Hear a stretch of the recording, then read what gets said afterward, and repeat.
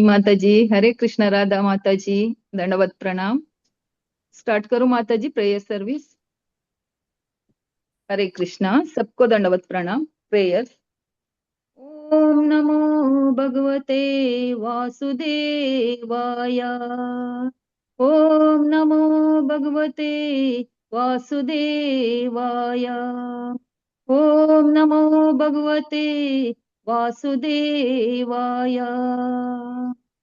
नारायणं नमस्कृत्य नरं चैव नरोत्तमं देवी सरस्वतीं व्यासं ततो जयमुदीरयेत्। नष्टप्रायेषु भद्रेषु नित्यं भागवत सेवया भगवदुत्तमं श्लोके भक्तिर्भवति नष्टिकी। कृष्णाय वासुदेवाय देवकीनन्दनाय च नन्दगोपकुमाराय गोविन्दाय नमो नमः। गोविन्दाय नमो नमः। गोविन्दाय नमो नमः। हरे कृष्ण। धन्यवाद प्रणाम। थैंक यू माता जी फॉर द प्रेयर्स। हरे कृष्णा, आपको दंडवत प्रणाम। हरे कृष्णा, आप सबको दंडवत प्रणाम।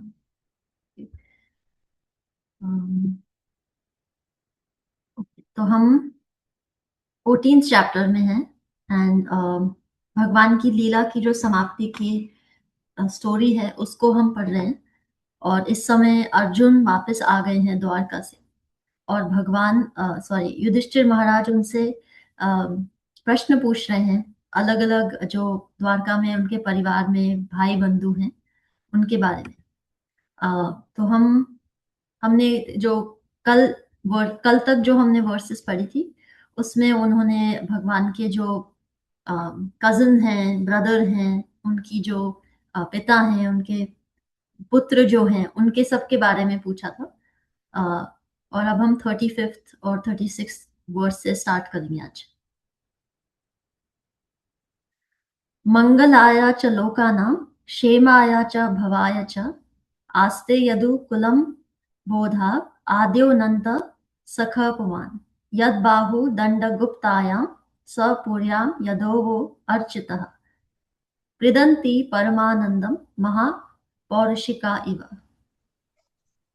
परम भोक्ता आदि भगवान तथा मूल भगवान अनंत अर्थात बलराम यदुवंश रूपी सागर में समस्त ब्रह्मांड के कल्याण, सुरक्षा तथा उन्नति के लिए निवास कर रहे हैं और सभी यदुवंशी श्री भगवान की भुजाओं द्वारा सुरक्षित रहकर वैकुंठ वासियों की तरह जीवन का आनंद उठा रहे हैं। Thank you. थैंक यू माता जी। तो यहाँ पे महाराज युधिष्ठिर पूछ रहे हैं कि वो कह रहे हैं मंगलाय च लोकानां क्षेमाय भवाय आस्ते कि जो स्वयं जो भगवान हैं, जो सबके मंगल का कारण है, सबके प्रोटेक्शन का कारण है, सबकी उन्नति का कारण है, वो भगवान और बलराम जो अनंत शेष हैं, जो भगवान की जो अगर हम भगवान की मूर्ति भगवान की पिक्चर देखते हैं तो उसमें भगवान बहुत सारे सांपों की शैया पे लेटे हैं और वो जो सांप है वो अनंत शेष स्वयं बलराम है। और कह रहे उनके बाद वो कह रहे हैं कि वो कैसे हैं और जो बाकी लोग हैं यदु परिवार में जो द्वारका में रहते हैं उनके लिए वो कह रहे हैं कि यद बाहु दंड गुप्तायम, वो जो भगवान की जैसे गोद में विराजमान है तो भगवान उनको ऐसे पकड़ के बैठे हैं इतनी, क्योंकि वो जो भगवान के परिवार है वो मुक्त आत्मा है, जैसे कि हमने बात करी थी कि वो नित्य लीला के कैरेक्टर्स हैं, वो बद्ध जीव नहीं है हमारे जैसे। तो भगवान की वो यहाँ कह रहे हैं कि यद बाहु दंड गुप्तायम, जो भगवान की आर्म्स में है वो कैसे हैं, उनका परिवार कैसा है। और ऐसे प्रतीत होता है कि जो द्वारका में भगवान का परिवार है स्वपुर्याम यदवो अर्चितः, यादव परिवार जो है कृदंती परमानंदम, क्रीड़ा कर रहे हैं, क्रीड़ा मतलब एंजॉय करना, खेलना। परमानंदम, वो परम आनंद में रह रहे हैं, जैसे कि वैकुंठ में रहते हैं लोग, जहाँ पे कोई कुंठा नहीं होती। तो कहने का मतलब ये है कि यहाँ पे वो कंपेयर कर रहे हैं कि जो स्वयं बलराम है वो अनंत शेष है और भगवान उसके ऊपर विराजमान है। तो वो कह रहे हैं कि जो ये यदु परिवार है, वो तो जैसे आप समझ लीजिए क्षीर सागर है पूरा, क्योंकि भगवान और भगवान के साथ वो सब है भगवान की बाहों में। तो इसीलिए थोड़ी सी इसमें एक पोएटिक इफेक्ट दिया जा रहा है इस श्लोक में। और ये जो यदु परिवार है जो कि भगवान से इतने क्लोज हैं और नित्य मुक्त आत्माएं हैं, तो उनके लिए ये इसीलिए डिस्क्राइब किया जा रहा है, ये जो महापौरुष इनको कहा जा रहा है, क्योंकि ये डायरेक्टली भगवान की सेवा में लगे हुए हैं। इनको उनकी कोई और प्रायोरिटी नहीं है लाइफ में कि हमें भगवान के अलग कुछ करना है। जहाँ पे भगवान और मैं और भगवान जब हो जाता है तब बद्ध जीव हो जाता है वो। जिसको सिर्फ भगवान और जिसकी जीवन में सिर्फ भगवान की प्राथमिकता है और भगवान के लिए ही वो जीवित है, वो नित्य मुक्त आत्माएं होती हैं। तो इसीलिए उनके ऊपर वो जो काल कर्म और गुणों का प्रभाव नहीं होता। और इसीलिए महाराज युधिष्ठिर यहाँ पे जो द्वारकावासी हैं उनको महापौरुष कह रहे हैं, वैकुंठ लोक के महापौरुष हैं, क्योंकि वो नित्य आनंद में है। यहाँ कहा जा रहा है क्रीडंती परमानंदम, वो नित्य आनंद में है। उनको उनके ऊपर कोई ऐसी इन्फ्लुएंस नहीं है कि आज खुश हैं, 10 दिन सुखी हैं, फिर दोबारा कुछ प्रॉब्लम है, ये है, ऐसा नहीं। यहाँ पे वो फाइनली पूछ रहे हैं कि भगवान, उनके भाई बलराम और पूरा यदु परिवार कैसा है। 37 यत्पाद शुश्रूषाना मुख्या कर्मणा सत्यादयो द्वय अष्टा सहस्रायोषतः निर्जित्या संख्ये त्रिदशांश तद आशीषो हरन्ति वज्रायुध वल्लभोचितः। समस्त सेवाओं में सर्वाधिक महत्वपूर्ण श्री भगवान के चरण कमलों की शुश्रूषा करने मात्र से द्वारका का स्थित सत्यभामा के अधीक्षण में रानियों ने श्री भगवान को प्रेरित किया कि वे देवताओं को जीत लें। इस प्रकार रानियां उन वस्तुओं का भोग करती हैं जो व्रज के नियंत्रक की पत्नियों द्वारा भोग्य हैं। थैंक यू माता जी। तो यहाँ पे वो कह रहे हैं कि यत पदा शुश्रूषाना मुख्य कर्मणा, कि यत पदा मतलब भगवान के जो चरण हैं, केवल उनकी सेवा करना। मतलब जैसे जब हम बात करते हैं कि भक्ति के 9 प्रोसेसेस हैं, श्रवणम कीर्तनम विष्णु, तो उसमें होता है पाद सेवनम एक। तो पाद सेवनम क्या, पाद सेवनम जैसे श्रवणम कीर्तनम है, तो कीर्तन के लिए सुखदेव गोस्वामी को सबसे टॉप माना गया है, श्रवणम के लिए महाराज परीक्षित को, तो पाद सेवनम के लिए लक्ष्मी माँ को माना गया है। तो जो भगवान की पटरानियां हैं वो लक्ष्मी का ही रूप है। तो वो कह रहे हैं कि केवल भगवान की चरणों की सेवा करने से, जो कि बहुत ही सबसे टॉप सर्विस है, जो द्वारका की रानियां हैं जिसमें सत्यभामा है, सिर्फ क्योंकि वो भगवान की सेवा में लगी हुई हैं।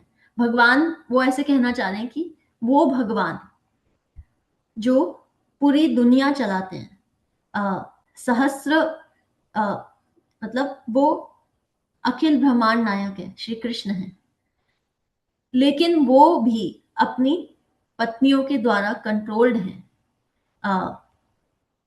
और यहाँ पे जो एग्जाम्पल दिया जा रहा है उसके ऑपोजिट वो क्या है, वज्र युधा वल्लभा।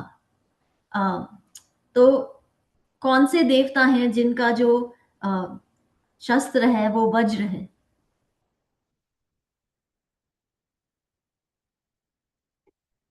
आप में से कोई जानता है किस देवता का शस्त्र वज्र है? हनुमान जी माता जी। नहीं माता जी। इंद्र। इंद्र। जी इन, जी जी। तो यहाँ पे वो कंपैरिजन कर रहे हैं, हरंती वज्र युधा वल्लभोचिता, कि जिस देवता का शस्त्र वज्र है, उसकी भी जो पत्नियां हैं वो भी इतनी प्रसन्न नहीं हो सकती जितने कि भगवान की पत्नियां प्रसन्न हैं, जस्ट क्योंकि वो भगवान की सेवा में लगी हुई हैं। जो चीजें जो इंद्र की पत्नियों के लिए रिजर्व्ड हैं, वो चीजें भी, मतलब कि जो इंद्रलोक है उसमें जो भी कुछ है, जो इंद्रलोक में जो भी कुछ है, जो एक्चुअली में इंद्र और इंद्र की पत्नियों को बिलोंग करता है, वो सब भी भगवान के सर्विस में भगवान अपनी पत्नियों को दे देते हैं, क्योंकि वो इतनी डिवोशन से भगवान की सेवा कर रही हैं। और यहाँ सत्यभामा का एग्जाम्पल इसलिए दिया जा रहा है क्योंकि जब एक दैत्य थे नरकासुर, तो भगवान कृष्ण ने उनको जब वो इंद्रलोक गए सत्यभामा के साथ, तो वहां पे सत्यभामा को एक पारिजात पुष्प जो था वो बहुत पसंद आ गया। तो उनको पता था कि वो इंद्रलोक में ही मिलता है, और फिर भगवान कृष्ण स्वयं, उन्होंने जब उनको वापस द्वारका वापस आने के बाद कहा कि मुझे वो पारिजात पुष्प बहुत पसंद है, तो भगवान कृष्ण वापस गए इंद्रलोक और देवताओं से फोर्सफुली वो लेकर आए, जैसे कोई हस्बैंड अपनी वाइफ को प्लीज करता है, उसको खुश करता है। तो वो एक ऑर्डिनरी हस्बैंड की तरह उनसे बिहेव करते थे।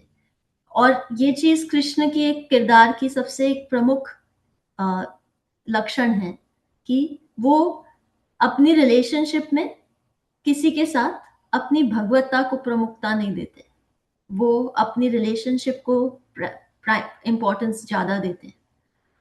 तो यहाँ पे उनके लिए पारिजात पुष्प लेके आने की जरूरत नहीं थी उनको, वो सोचते और पारिजात उनके हाथ में आ जाता। पर वो उस रिलेशनशिप में एक तो वो लीला प्रधान है, और एक वो उनको उनको एक नाम जो है वो है रसिक शेखर, उनको रास करना बहुत पसंद है। तो इसीलिए वो इंद्रलोक जाते हैं और फोर्सफुली वहां से पारिजात पुष्प लेके आते हैं। और ये यहाँ पे इसलिए कहा जा रहा है क्योंकि जो ये रानियां थी, उन्होंने सब कुछ, उनके जीवन के केंद्र और जीवन में सब कुछ उनके श्री कृष्ण थे।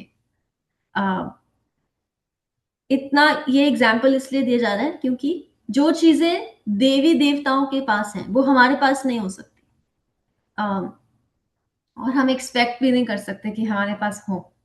पर क्योंकि वो द्वारका की जो रानियां हैं वो भगवान की सेवा में इतनी दृढ़ता से और विश्वास से लगी हुई हैं, उनको वो सब भी मिल जाता है द्वारका में, जो द्वारका धरती पे है, जो कि देवी देवताओं के पास होता है।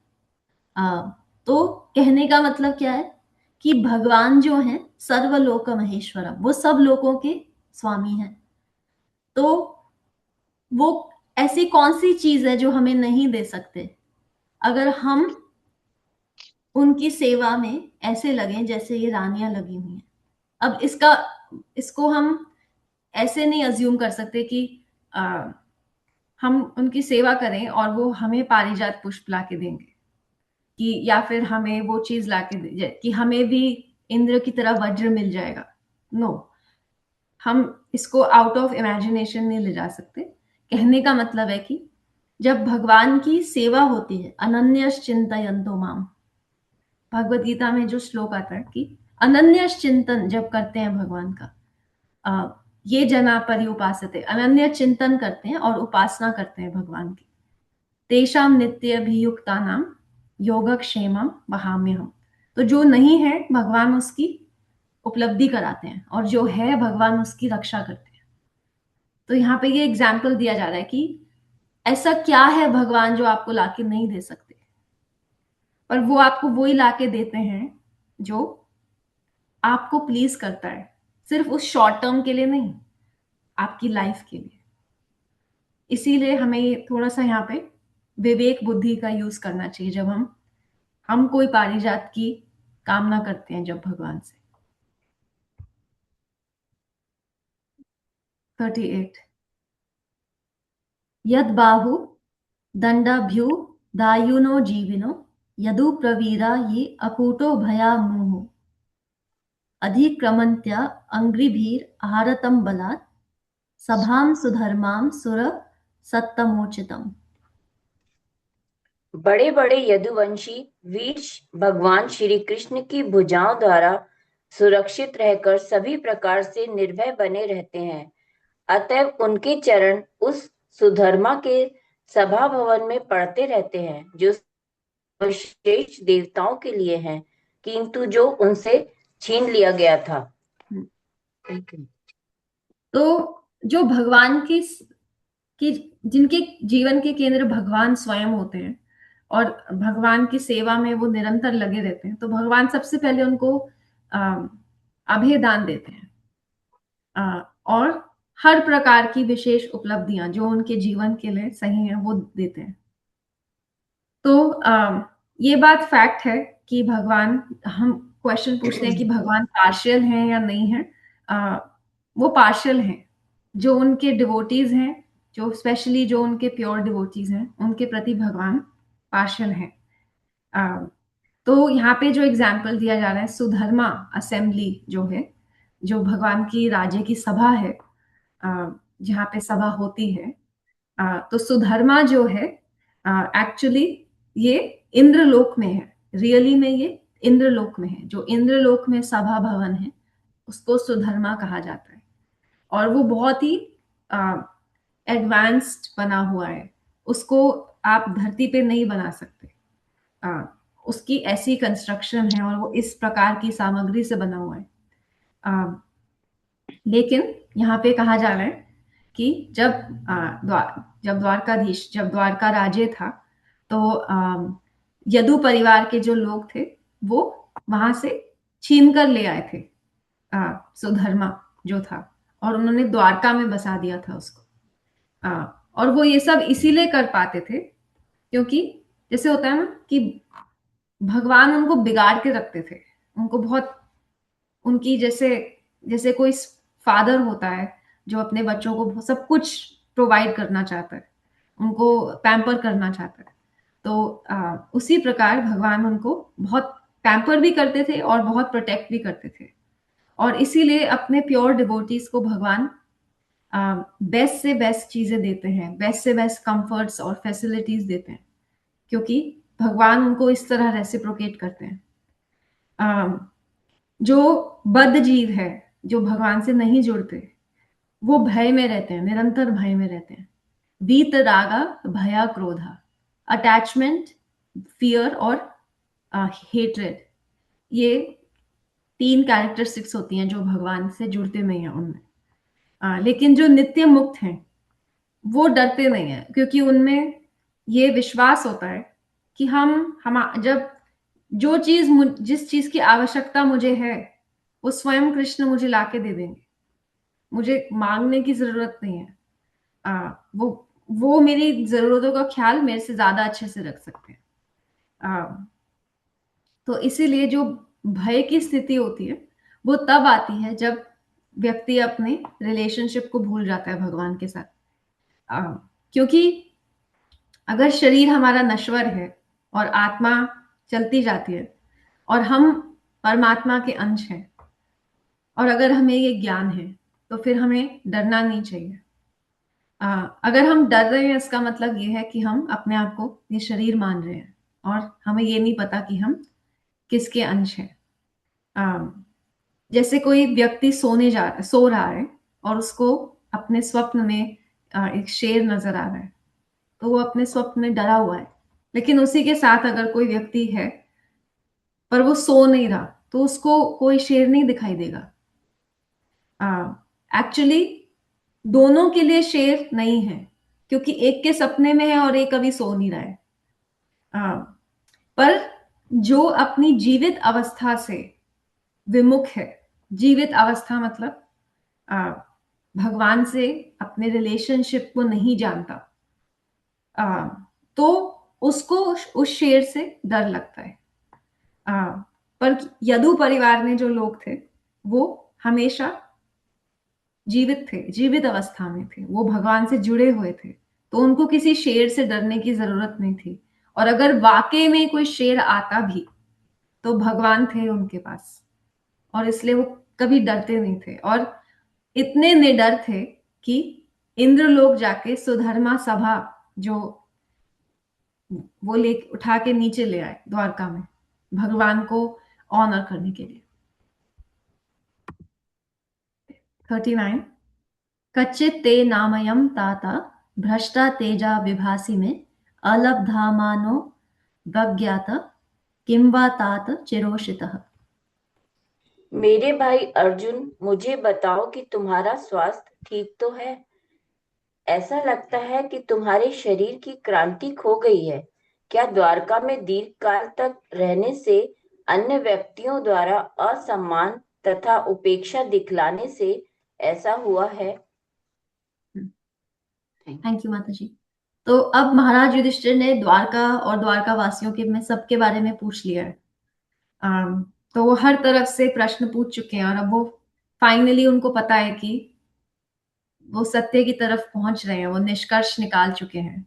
तो अब वो अर्जुन से पूछ रहे हैं फाइनली, जिनको वो देख पा रहे हैं, कि तुम्हारी तबीयत ठीक है? तुम्हारे को देख के ऐसे लग रहा है जैसे वो कह रहे हैं कि भ्रष्टा तेजा, जो तुम्हारा तेज है वो भ्रष्ट चला गया है। और तुम्हें देख के लग रहा है कि तुम्हें तुम्हें बहुत दिनों से मतलब अटेंशन नहीं मिली, तुम्हारा किसी ने ध्यान नहीं रखा, किसी ने तुम्हारे साथ कुछ गलत किया है जिसकी वजह से तुम इतने दुखी और कमजोर और तुम्हारा तेज कम हो गया है। 40th verse कच्चिन्नाभि हतो भावै शब्दातिभिर अमंगलै न दत्तम उक्तम अर्थेभ्यः आशया यत् प्रतिश्रुतम्। कहीं किसी ने तुम्हें अपमानजनक शब्द तो नहीं कहे या तुम्हें धमकाया तो नहीं?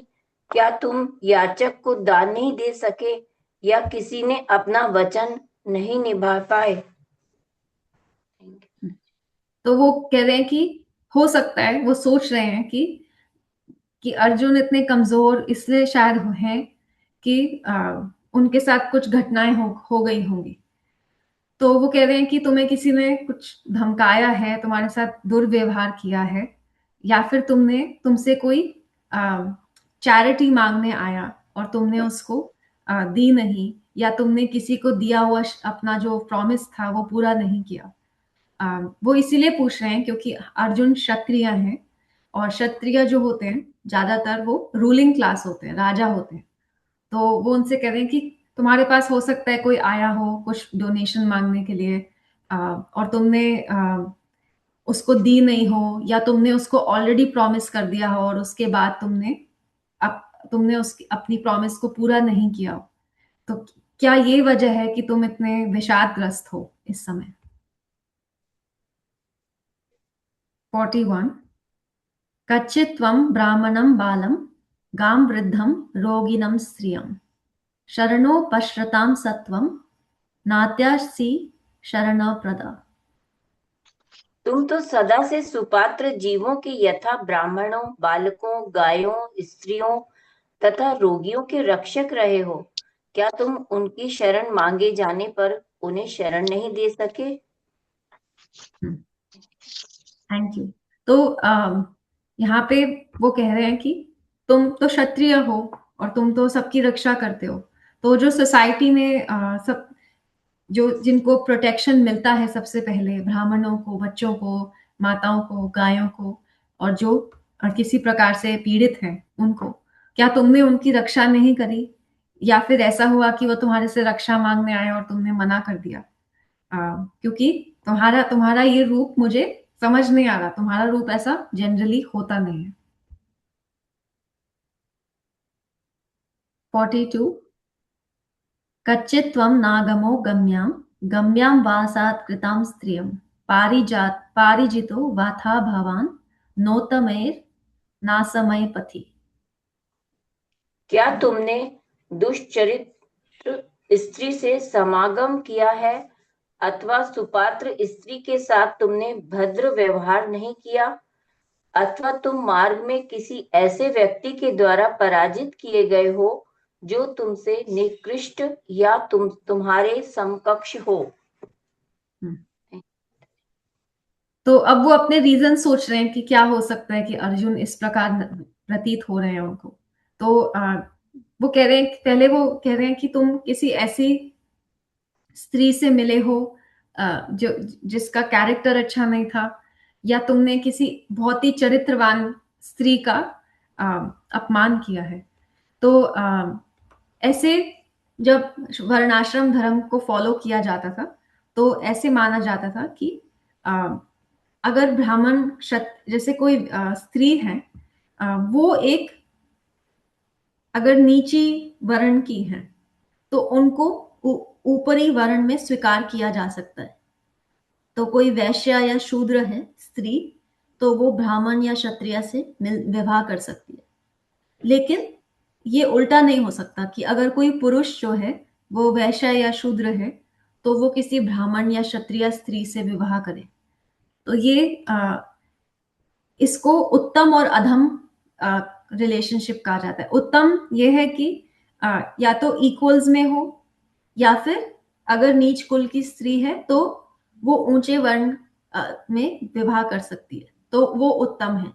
और लेकिन उसका ऑपोजिट अगर कोई पुरुष है और वो वैश्य या शूद्र है तो वो ब्राह्मण या क्षत्रिय स्त्री में नहीं विवाह कर सकता, तो उसको अधम कहा जाता है। तो यहाँ पे वो एग्जाम्पल दे रहे हैं कि युधिष्ठिर महाराज पूछ रहे हैं कि तुमने ऐसे तो नहीं किया कि तुमने कोई गलत कनेक्शन में विवाह कर लिया हो, या फिर कोई स्त्री तुम्हारे पास आई जो वैश्य या शूद्र थी, तुमने उसको मना कर दिया। तो वो ये एग्जाम्पल दे रहे हैं कि ऐसा तो नहीं हुआ। और फिर वो कह रहे हैं कि तुम किसी से हारे गए हो जो कि तुम्हारे से इक्वल था या तुम्हारे से कम बलवान था। तो यहाँ पे एक एग्जाम्पल दिया जाता है कि जो कर्ण है महाभारत में, वो अर्जुन के बिल्कुल बराबर के थे, टक्कर के थे। और जब अर्जुन और कर्ण का युद्ध चल रहा था तो अर्जुन बहुत ही ज्यादा मुश्किल में थे, और इसलिए उस समय श्री कृष्ण ने एक उनकी रक्षा करी थी, और उस समय कर्ण का वध हुआ था। तो महाराज युधिष्ठिर पूछ रहे हैं कि कुछ गलत हुआ है तुम्हारे साथ, या तुमने कुछ गलत किया है द्वारका से वापस आते समय जो तुम्हारी ये परिस्थिति हो गई है। 43 अपि स्वित् परया भुङ्क्तास्त्वं सम्भोजयन् वृद्धबालकान् जुगुप्सितं कर्मा किंचित् कृता वा न यद् अक्षमम्। क्या तुमने उन वृद्धों तथा बालकों की चिंता नहीं की जो तुम्हारे साथ भोजन करने के योग्य थे? क्या उन्हें छोड़कर तुमने अकेले भोजन किया है? क्या तुमने कोई अक्षम्य गलती की है जो निंदनीय मानी जाती है? तो वो यहाँ कह रहे हैं कि जो गृहस्थ आश्रम में होता है उसको सबसे पहले बच्चों को और बूढ़ों को खिलाना चाहिए, उसके बाद ही उसे खाना चाहिए। और वैदिक जो कल्चर है उसमें ये भी कहा जाता है कि खाने से पहले एक जो जो गृहस्थ है उसको पूछना चाहिए अपने घर के बाहर जाके 3 बार कि कोई खाना खाना चाहता है। और अगर ऐसा वो नहीं करता तो ये एक तरह से अक्षमम, इसके लिए इस अपराध की कोई क्षमा नहीं होती। तो वो ये पूछ रहे हैं कि तुमने ऐसे तो नहीं कर दिया कि तुमने उनके बारे में बिना सोचे पहले खा लिया हो। तो वो अलग अलग रीजंस पूछ रहे हैं उनसे। एंड फाइनली हम 44th वर्स पढ़ेंगे। कच्चित् प्रेष्ठा तमेनाथ हृदयानात्मा बंधुना शून्योऽस्मि रहितो नित्यं मन्यसेत्य न्यथा नरुक्। अथवा कहीं ऐसा तो नहीं है कि तुम इसलिए रिक्त अनुभव कर रहे हो क्योंकि तुमने अपने घनिष्ठ मित्र भगवान श्री कृष्ण को खो दिया हो। हे मेरे भ्राता अर्जुन, तुम्हारे इतने निराश होने का मुझे कोई अन्य कारण नहीं दिखता। थैंक यू माता जी। तो यहाँ पे फाइनली वो कह रहे हैं कि मैंने कभी अपने जीवन में तुम्हें ऐसे इतना निराश नहीं देखा। तो मुझे ऐसे लगता है कि क्या क्या तुम्हारी निराशा की ये वजह है कि तुम्हारे सबसे जो प्रेष्ठतमेना तुम्हारे सबसे जो प्रिय मित्र हैं, हृदयेना तुम्हारे हृदय हैं, जो तुम्हारा दिल है, आत्मा बंधुना तुम्हारी आत्मा समान है, तुम्हारे सबसे प्रिय मित्र जो है श्री कृष्ण, क्या वो उनकी लीला समाप्त हो गई है? क्या तुम इसीलिए इतने दुखी हो? तो फाइनली वो ये पूछते हैं और यहाँ पे 14th चैप्टर हम कंप्लीट कर रहे हैं एंड हम नेक्स्ट क्लास से 15th चैप्टर स्टार्ट करेंगे। सो थैंक यू मीता माता जी। हरे कृष्ण। आप सबको दंडवत प्रणाम। आप में से किसी के कोई प्रश्न है? Mataji, I had sent you a few questions. Do we have time to discuss them? माता जी मैं ब्रीफली एड्रेस कर दूंगी because we are almost at 9। तो आपने पहला पूछा था कि एकादशी का क्या रीजन होता है और एकादशी का इम्पोर्टेंस क्या है। तो ब्रीफली ये है कि एक समय पे बहुत समय पहले एक बार विष्णु और एक दैत्य हैं मूर, उनका युद्ध चल रहा था और बहुत समय तक वो युद्ध चलता रहा और फिर विष्णु भगवान जाके विश्राम करने लगे क्योंकि बहुत वर्षों तक युद्ध चल रहा था। जिस गुफा में वो थे वहां पे जब मूर वहां पहुंचा उनको मारने के लिए, तो उनकी ऐसे कहा जाता है कि उनकी 11 इंद्रियों से एक स्त्री उत्पन्न हुई जिनका नाम था एकादशी। और उस दिन जो हमारा कैलेंडर होता है, लूनर कैलेंडर होता है, जो उसका 11वां दिन था। तो जो वो आई एकादशी, जो स्त्री थी वो आई, तो उन्होंने उनका उस दिन बर्थ हुआ। उसके बाद जो दैत्य थे मूर और एकादशी जो थी उनका युद्ध हुआ और मूर मर गए। फिर जब विष्णु उठे तो उन्होंने पूछा कि आप कौन हैं? तो उन्होंने कहा कि तुम क्योंकि 11वें दिन आई हो तो तुम्हारा नाम एकादशी होगा। और उन्होंने फिर उनसे पूछा कि तुम कोई कुछ मांगो मेरे से। तो उन्होंने मांगा कि एकादशी के दिन जो भी व्रत करेगा उसको मोक्ष की प्राप्ति होगी और उनके जो भी पाप हैं वो खत्म हो जाएंगे। तो ये एक मीनिंग है। दूसरा है कि जिस दिन एकादशी होती है उस दिन एक, ये पद्म पुराण में बहुत लंबी स्टोरी है तो हम नेक्स्ट क्लास में भी डिस्कस कर सकते हैं कि श्री एकादशी जो थी, जो जिनके ऑनर में एकादशी मनाई जाती है, तो उनके डर से जो पाप पुरुष है, एक पुरुष है जो पाप है, जो पाप को सिग्निफाई करते हैं, क्योंकि वैदिक कल्चर में सब चीजों के पीछे एक पर्सन होता है। तो जो पाप पुरुष हैं उन्होंने जाके विष्णु से कहा कि अब एकादशी की वजह से मैं बहुत भयभीत हूँ, तो मैं कहाँ जाके शरण लूं। तो उन्होंने विष्णु भगवान ने उनको कहा कि आप एकादशी वाले दिन जो अनाज होता है उसमें जाके रह सकते हो, और उस दिन जो भी अनाज ग्रहण करेगा वो पाप ग्रहण करेगा। तो इसीलिए एकादशी के दिन ग्रेन्स और बीन्स नहीं खाते। एंड फाइनली एकादशी का थर्ड मीनिंग क्या है कि एकादशी 11, जैसे कि हमने बात करी, तो हमारी 11 इंद्रियां हैं, 5 कर्मेंद्रियां हैं, 5 ज्ञान इंद्रियां और 1 मन है। और इस 11 इंद्रियों को उस दिन भगवान विष्णु की सेवा में लगाना चाहिए। और उस प्रकार, क्योंकि उसको हरिवास कहते हैं, तो उस समय उस दिन भगवान को एक्सक्लूसिवली बहुत डिवोशन और बहुत उस दिन सेंस कंट्रोल प्रैक्टिस करना चाहिए। इसीलिए उस दिन जैसे कहते हैं चैंटिंग ज्यादा करनी चाहिए, और कर्म मन अपनी एक्शंस, अपने वर्ड्स, अपने थॉट्स को बहुत क्लीन रखना चाहिए। उस दिन कोई अनाज नहीं ग्रहण करना चाहिए, किसी प्रकार की मदिरा सेवन, मीट, ये सब नहीं खाना चाहिए। और ऑफ कोर्स फ्रूट्स के लिए कहा जाता है, प्रभुपाद कहते थे कि फ्रूट्स, मिल्क, नट्स या रूट्स जैसे कि आलू या शकरकंदी, ये हम खा सकते हैं। और एकादशी जो तिथि है वो भगवान विष्णु को बहुत प्रिय है, और हम जब भक्ति पथ पे आते हैं तो तपस्या जो है उसकी एक आप समझ लीजिए, क्योंकि कलियुग है और तपस्या हम उस प्रकार से नहीं करते, उस तीव्रता से नहीं करते जिस तीव्रता से पहले के युगों में होती थी।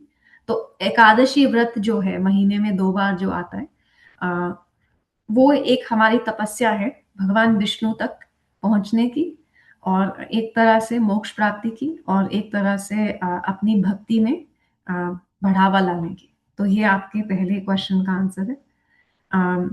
एंड आई थिंक सेकंड आपका क्वेश्चन था कि कृष्ण ने द्वारका क्यों चुना, कि क्योंकि नॉर्मली कोई व्यक्ति उसी राज्य को चुनता है जहाँ पे उनके पिता राज्य करते हैं। तो क्योंकि जब कृष्ण पैदा हुए थे तो वसुदेव और देवकी जेल में थे, और कंस ने वहां की राजगद्दी ली हुई थी। उन्होंने अपने पिता जो थे उग्रसेन, उनको भी बंदी बनाया हुआ था।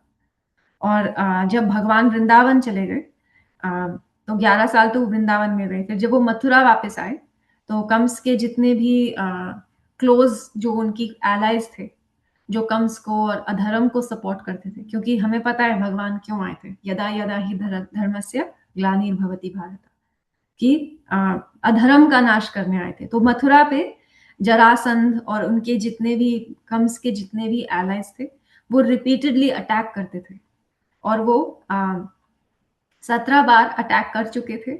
और भगवान को ये सबसे बड़ी चिंता थी कि जहां मैं रहूंगा तो वृंदावन के लोग जो हैं, वृंदावन वासी जो हैं, उनके ऊपर भी अटैक आराम से हो सकता है। और क्योंकि वो लोग एक एग्रीकल्चरल कम्युनिटी है, वो लोग कोई क्षत्रिय तो है नहीं, तो वो अपनी रक्षा नहीं कर पाएंगे, वो तो ग्वाले हैं। इसलिए तो उनको ये था कि मैं यहाँ से अपने परिवार को शिफ्ट कर लूं और दूर चला जाऊं यहाँ से।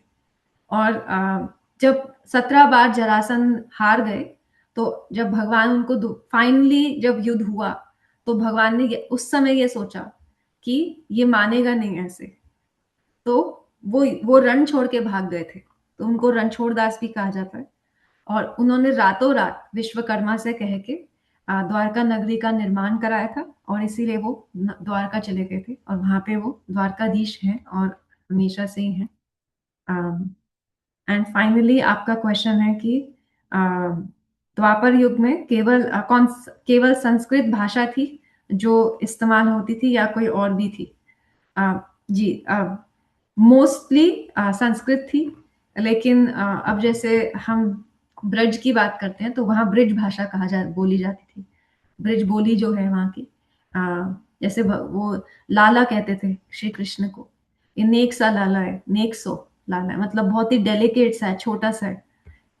तो वो ब्रिज बोली बोलते थे, वो संस्कृत नहीं बोलते थे। लेकिन ज्यादातर लोग जो मेजर जैसे द्वारका नगरी में और मथुरा में जब भगवान अपनी कौमार लीला के बाद चले गए तो संस्कृत ही बोली जाती। Thank you, Mataji. Thank you for your questions. Hare और कोई प्रश्न? हरे कृष्ण। बहुत सुंदर बताया माताजी आपने, अति सुंदर। Thank you. Thank you. Thank you Radha माता जी, बहुत अच्छे से एक्सप्लेन किया आपने। मंगल ध्वनि ले लूं? जी प्लीज। हरे कृष्णा, सबको दंडवत प्रणाम। मंगल ध्वनि।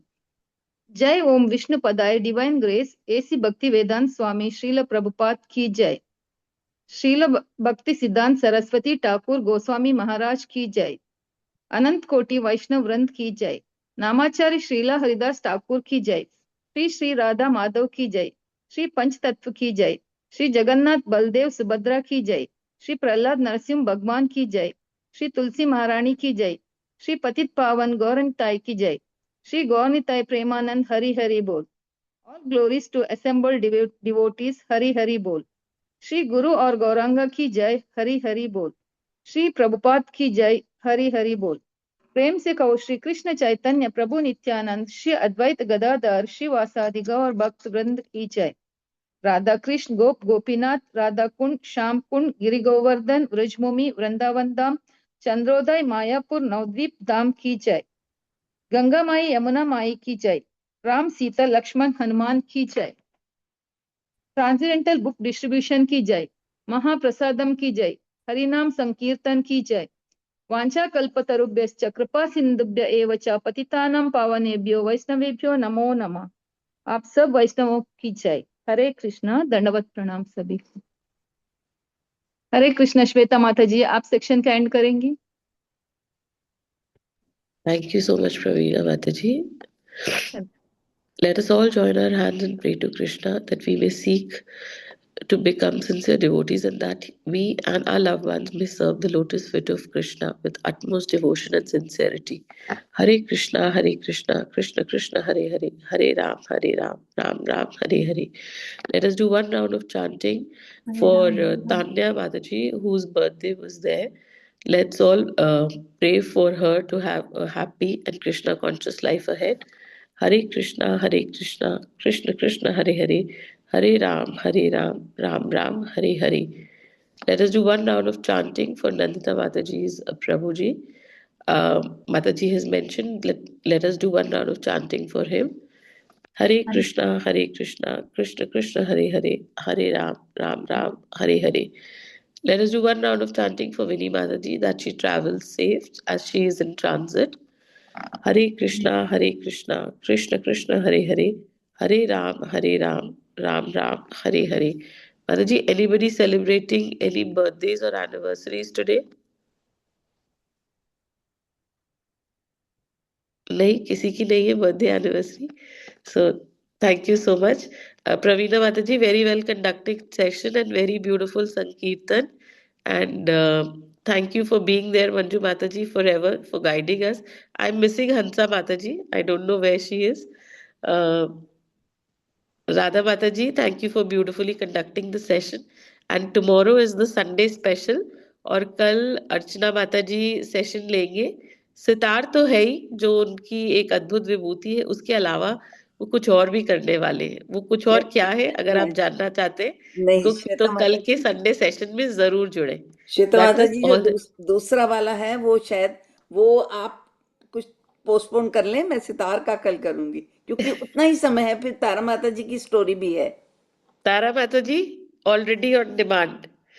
तारा माता जी के लिए कल एक और स्टोरी सुनाने का टाइम है. और किसी के कोई भी क्वेश्चंस हो जो थ्रू आउट द वीक नहीं आंसर हो पाए, प्लीज आप वो क्वेश्चंस ले आइएगा. राधा माता ji I am sure will join us. She will answer those questions. अगर किसी का कोई भी रिफ्लेक्शंस या क्वेश्चंस है तो कल वो भी कर सकते हैं. So thank you so much. आप दूसरा वाला लीजिए ना, वो हमारी स्टोरी तो चलती रहती है. माता जी एक्चुअली सेशन अब सबको सारा सेशन कंडक्ट करना पड़ेगा. अभी ये संडे को छोटे छोटे ट्रायल्स चल रहे हैं. सो लेट्स सी, छोटे छोटे सब कुछ जैसे आज प्रवीणा माता जी ने कीर्तन लिया, तो जिसको जहाँ भय लग रहा है वो उस ड्यूटी को तो जरूर माता जी से मांगे एंड उसकी प्रैक्टिस करे. और संध्या माता जी को भी सेशन एंड करना पड़ेगा. इसलिए इस तरह से छोटी छोटी चीजें, let's all train ourselves and make this group more powerful and everybody more powerful in bhakti. So I'm looking forward to Vyas Mataji also. So Mataji, आप बता दीजिएगा कि कब लेंगे आप संडे को session. Okay, so thank you so much. हरे कृष्ण. श्वेता माता जी, सबको धन्यवाद, प्रणाम. राधा माता जी धन्यवाद. मैं ये कह रही हूँ, सब लीडर नहीं हो सकते ना, फॉलोअर्स भी होते हैं. That's okay, Mataji. I think followers में से that's okay, Mataji. छोटा सब. This is service to Krishna, Mataji. Here there are no leaders and followers. Everybody is serving Krishna. That is all. Yeah, that's true. माता जी, वो कीर्तन सेवा के लिए संध्या माता जी को थैंक यू बोलना पड़ेगा।